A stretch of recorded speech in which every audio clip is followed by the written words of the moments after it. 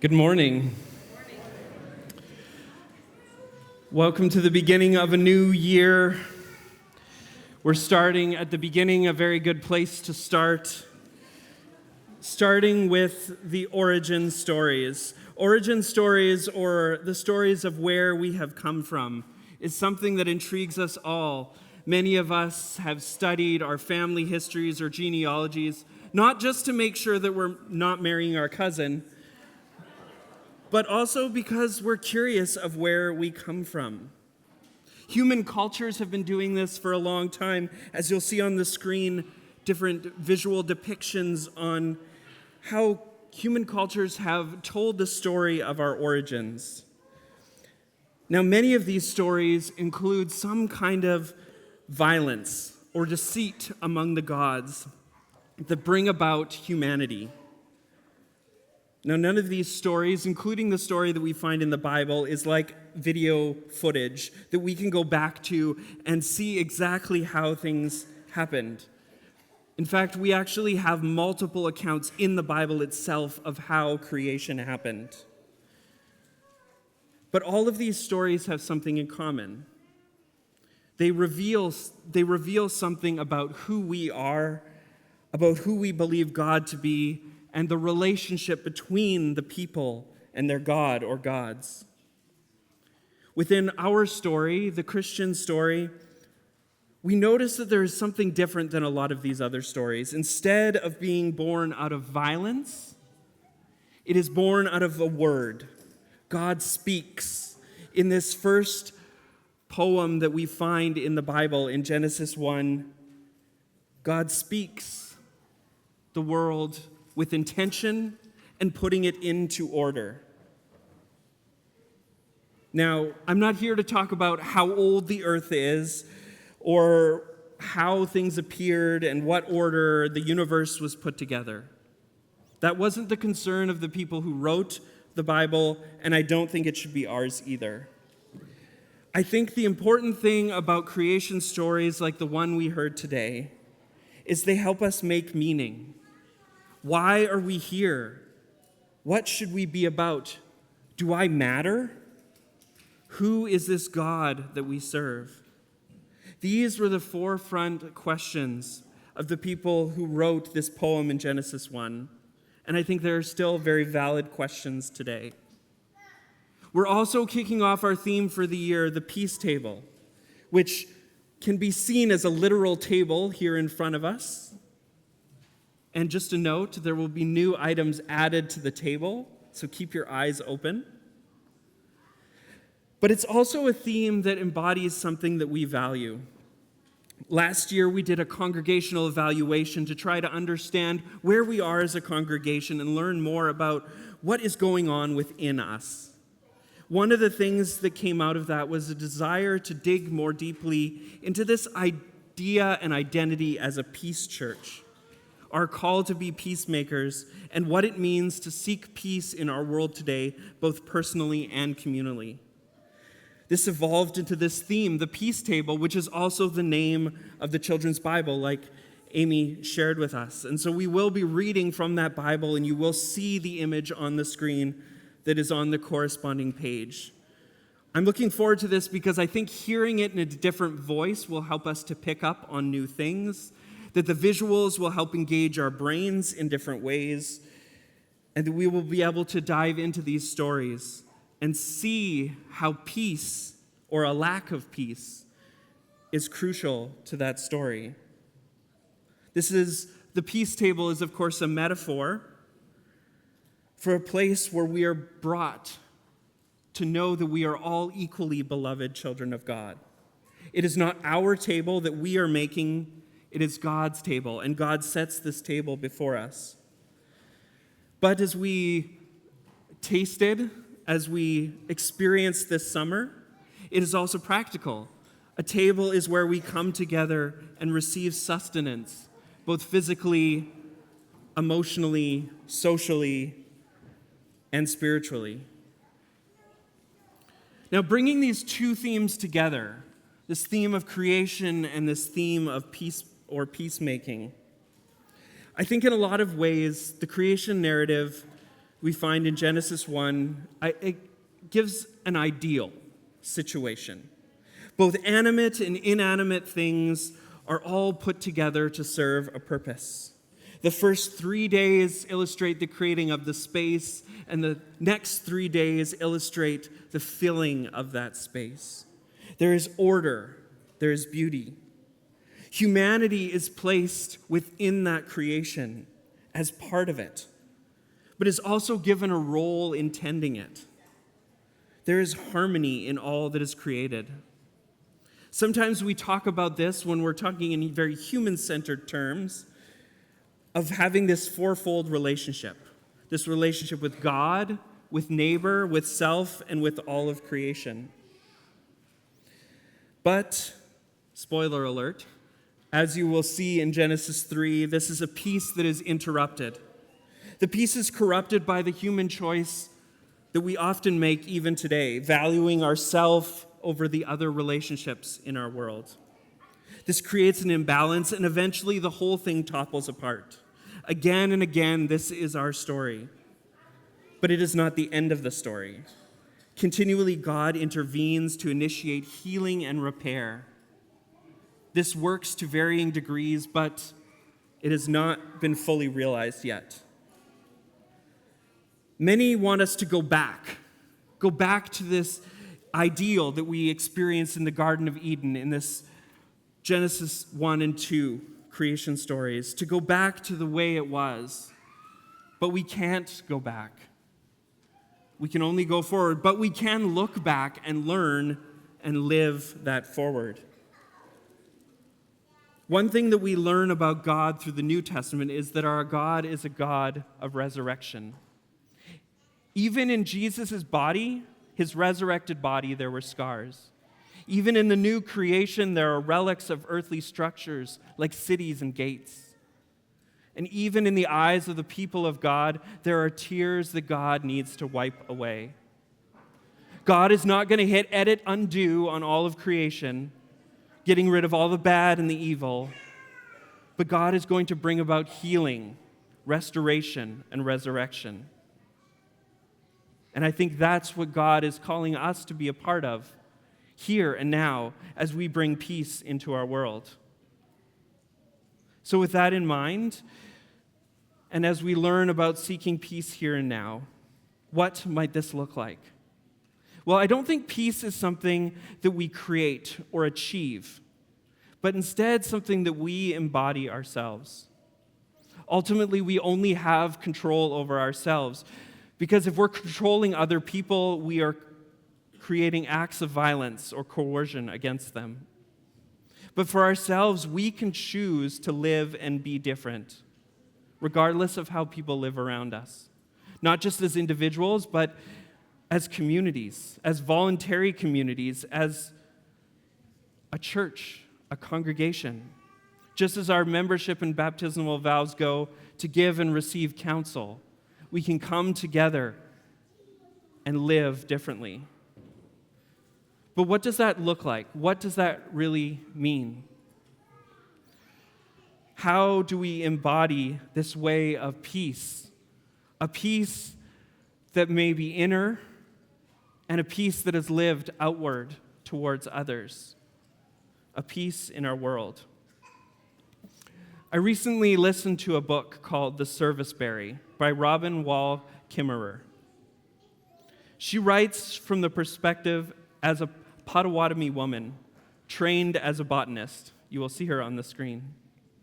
Informed by both science and her indigenous environmental knowledge, she notices in this book that many of the systems within the natural world have parallels in our world that we create and in our systems that we create. Oftentimes, these examples in the natural world can teach us how to function better, especially as we deal with broken systems in our world. As I was listening to the book, The Serviceberry, I found a particular section that I thought applied really well to our longing and working for peace. Looking at ecological systems, she noted the ways that seemingly different things are connected. There are ways in which each layer works together in harmony so that all will have what they need. But this is not just about having things. Too often in our culture, the refrain is, I will be at peace once I own.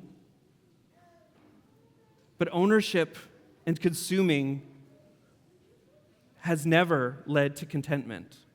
Instead, ownership often leads to a desire to protect, to control, and to gain more.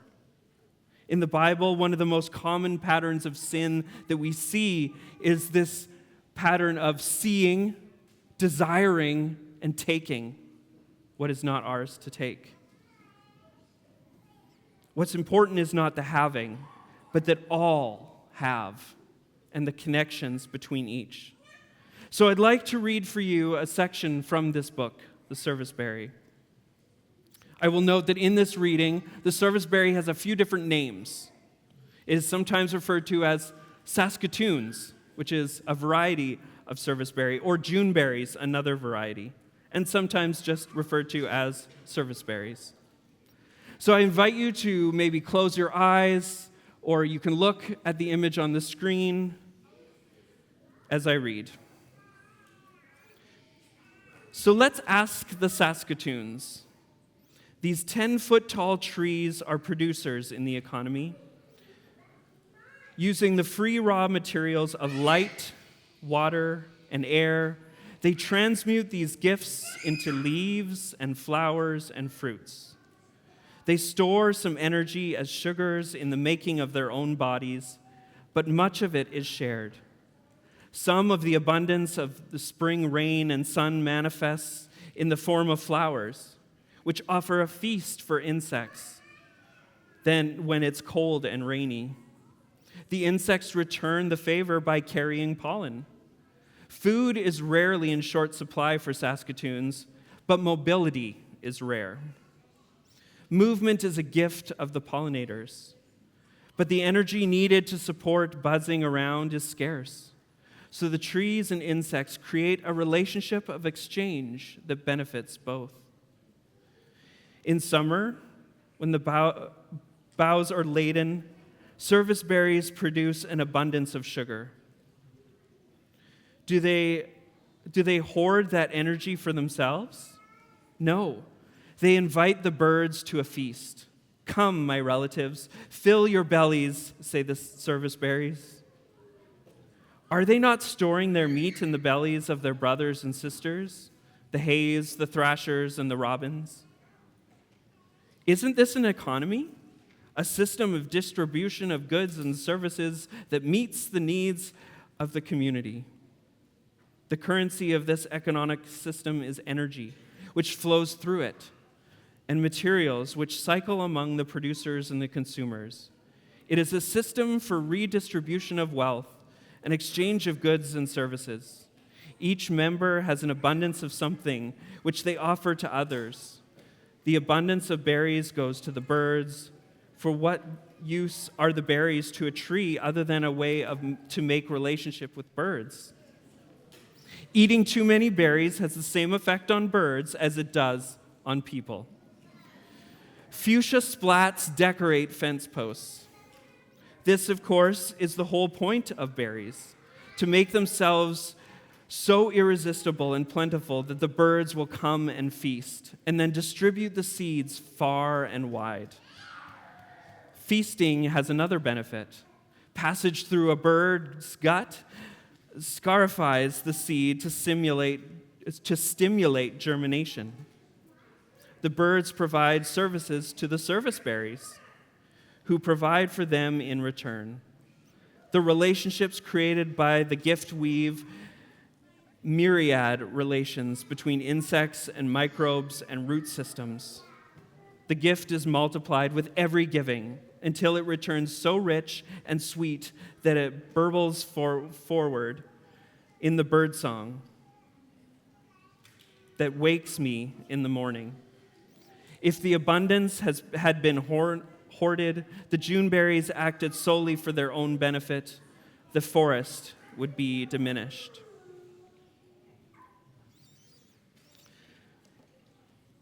So I propose that we think of peace kind of like the system that we saw here, not just as an absence of violence, bigotry, hatred, or division, although I do want to get rid of those. Instead, I wonder what would happen if we thought of peace as embraced interdependence. Embraced interdependence. Now, some of you, well, probably not, but there are some who may respond, but this is America, where we pull ourselves up by our bootstraps. We have personal freedoms, and I have my rights. Sure, okay, but how has that worked out for us? Where are we finding peace out of that story? While personal agency, freedom, and human rights are important, they cannot be the end goal that we seek. In the book, The Serviceberries, it continues. The Serviceberries show us another model, one based upon reciprocity rather than accumulation, where wealth and security come from the quality of our relationships, not from the illusion of self-sufficiency. Without gift relationships with bees and birds, the serviceberries would disappear from the planet. Even if they hoarded the abundance, perching atop of the wealth ladder, they would not save themselves from the fate of extinction if their partners did not share in that abundance. Hoarding won't save us either. All flourishing is mutual. As I said, I wonder what would happen if we think about peace as an embraced interdependence. I was originally just going to say as interdependence, but I felt like we needed a qualifier on that, of embraced. Because the reality is we are all interdependent. I cannot create the air that I breathe or the water that I drink. I can cook or bake, but the ingredients have to come from somewhere. And while I do like to think I can be creative at times, new ideas and concepts are often inspired by others. We must choose to acknowledge that we are interdependent and embrace that. And in doing so, see that it is not just our flourishing that we must look out for, but the flourishing of all around us, all of creation. When we remember our interdependence, we might actually care, and we might actually do better. We might actually experience peace. So what do we do with this? Well, my first suggestion is go outside. Not right now, maybe wait 5 or 10 minutes till we're done. But go outside. Breathe the fresh air. Hear the sounds. Feel the breeze. Notice the beauty without distractions. Take out the earbuds. Hear, feel all that is around us. Another suggestion would be to grow something. Struggle with it. See the miracle of life and abundance, or experience the grace of failure. Consider for yourself, what is your serviceberry? What is the thing that you have that in abundance? It might not be a material thing. It could be time. It could be a gift that you have that you can share. The peace table, like any table, often requires us to bring something to share. So maybe in a lot of ways, the peace table is like a potluck, and we do love a potluck. Sometimes we'll bring a dish to share. Sometimes we'll bring the humility that comes with forgetting that dish. But humility is important too. And other times, we might not have much to offer, but we can always help clean up the dishes. Be creative. For as we saw in Genesis 1, our God is a creative God, and we are created in God's image to be creative as well. May we go and do likewise. Amen.